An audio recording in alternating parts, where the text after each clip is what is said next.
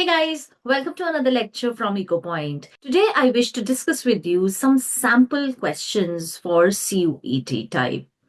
So the first one, what I'm going to do is I'm going to just give you the questions, just for you to view them, just take them down quickly and try it out yourself before you look into the solutions that I'm going to discuss with you. The first one is sine theta is equal to 3 by 5. You have to find 1 plus tan theta upon secant theta. And these are the options. Second question, if y is equal to e to the power minus 2x plus 4x cube, you have to calculate dy by dx. And these are the options. The next one is assuming x is a whole number greater than or equal to 3, arrange the following in decreasing order. 1 by x, 1 by x cube, 1 by x plus 1, and 10 multiplied by 1 plus x cube. In this, your options are important. For the others, options are not that important. Now, the fourth one, you have two columns with you. And in the first column, you have a list of economic terms. And in the second column, you have the closest meaning of the term. Heteroscedasticity, so variability of errors across observations. These are the two columns I'm reading both the columns. Second, endogeneity. And on the list two, second is the correlation between independent variables and error terms.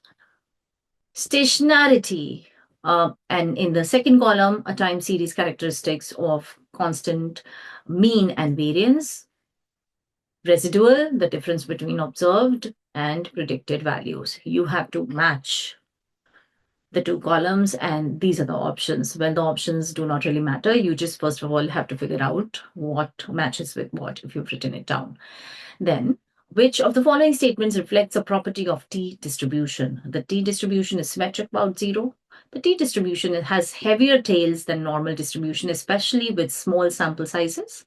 Number 3, the shape of the T distribution becomes more peaked as degrees of freedom increase. The T distribution is defined only for sample sizes greater than 30. And then you have options A and B only, B, C only, C, D only, A, C only. And last but not the least, if A is a 2 cross 2 matrix over R with determinant A plus I equals to 1 plus determinant A, then we can conclude that determinant A is equal to 0, A is equal to 0. Trace of A equals to 0, A is non-singular, which would be the correct option. Let's get started.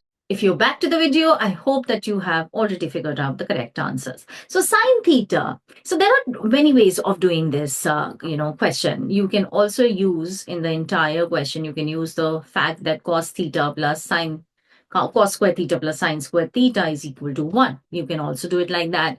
Also, you know that if there's a right angle triangle, sine theta is equal to perpendicular upon hypotenuse. So if I have the value of sine theta, I have perpendicular, I have hypotenuse. Cos theta is equal to base upon hypotenuse. And once you have perpendicular, once you have hypotenuse, you can always figure out your base. So because perpendicular square plus base square will be equal to the hypotenuse square, that is your Pythagoras theorem, right? So you can figure out that your base turns out to be 16. Base square turns out to be 16. That means base turns out to be 4. So that means if you have to calculate, in the question, it was asking about 1 plus tan theta upon secant theta. So you require secant theta, you require tan theta. Now tan theta is perpendicular upon base, so it becomes 3 by 4. Secant theta is 1 upon cos theta, so that becomes 5 by 4. So 1 plus tan theta will be 1 plus 3 by 4, that is 7 by 4 upon 5 by 4. 4 cancels and you get 7 by 5, which is one of the options. So B is the correct option. Second question was about differentiating this term with respect to x. Not a very difficult one. Just you need to be careful with your chain rule. Don't forget about the chain rule and do that correctly in these kind of questions. So the derivative of E is actually just E. So E with the same term in the power comes in, but you have to apply the chain rule. Now, chain rule, derivative of minus 2x gives you minus 2, 4x cubed gives you 12x square with a plus sign here, minus sign here. And if you observe, option 1 is giving you that answer. So that is the correct answer. Next question was assuming x is whole number greater than or equal to 3, you have to put it in decreasing order. Well, say in these kind of questions, just take a number associated to the condition given to you. So if I take 3 as x, then 1 upon x is 1 by 3, that is 0.33. If you talk about 1 upon x cubed, the second option, so that becomes 1 upon 27. So that becomes actually 0.03 something. C is 1 upon 1 plus x, that is 1 by 4, which is 0.25, right?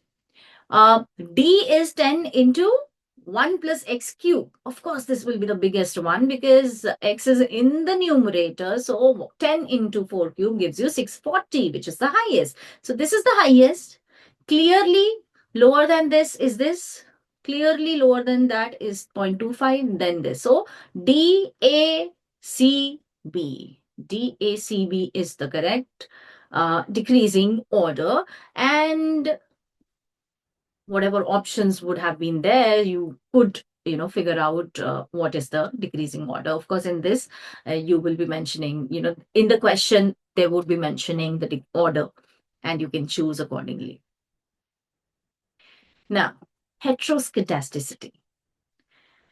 Now, heteroscedasticity is actually variability of errors across observations. So, A actually matches with number 1 in the list too. Endogeneity actually talks about correlation, doesn't it? So it talks about correlation between independent variables and error terms. So actually B corresponds to number 2 here. Now, stationarity and residual. Stationarity, as the name suggests, okay, it talks about the constant mean and variance. So it is associated to a time series characteristics of constant mean and variance.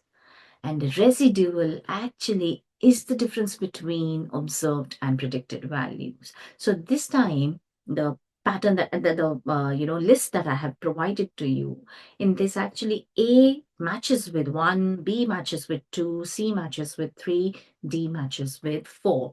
And if order was given to you, then the correct one would be option 1, in which A is matching with 1, B is matching with 2, C 3, D 4. But of course, I could have jumbled it up as well. Which of the following statements reflect property of T distribution? T distribution is symmetric about 0. Yes, indeed, it is symmetric about 0. It works exactly like normal. In fact, it works exactly like standard normal, right? The T distribution has heavier tails than normal distribution, especially with small sample sizes. Yes, this is true. If you have, worked on T distribution, you would know that. See, T distribution, the T statistic, it looks like X minus mu upon S by root n, where n is the size of the sample, and this is T of n minus 1 degrees of freedom, right? Now, because there is an uncertainty, see, you're using sample variance, right? So there is more uncertainty in the data. There is increased variability due to small sample size. That's what this option is also saying. Because of the small sample size, that is the reason why the tails would be heavier in comparison to normal distribution, because in normal distribution, you are using population variance, okay, the actual one. So B is also correct. The shape of T distribution becomes more peaked as degrees of freedom increases. No, that is not true. The T distribution is defined only for sample sizes greater than 30. Absolutely not. When sample sizes are actually less than 30, we use T distribution. When it is greater than 30, then T and Z, they work exactly like each other. So you don't have to actually use T. Last question that I wish to discuss with you from matrices. A is a 2 cross 2 matrix. So what you can do is you can just take a general matrix. Take A, B, C, D. So just take A, B, C, D, a general 2 cross 2 matrix. Now, with a condition given to us, the condition that has been provided to us is that determinant A plus I should be equal to determinant A plus 1. So what we know, we are given this condition. So this condition has to be satisfied. When this condition is getting satisfied, which of the following is true? So determinant A plus I basically would mean you will add 1 to the diagonal. So A plus 1 here, B here, C here, and D plus 1 here. Determinant of this. And this is 1 plus determinant of A, B, C, D. Now, just find out the determinant so that you can find the condition. So the condition, you can find the determinant, multiply this minus BC. So product of A plus 1, D plus 1 minus BC. And here 1 plus determinant of this is AD minus BC. You would see that when you open this up, your AD cancels with AD here.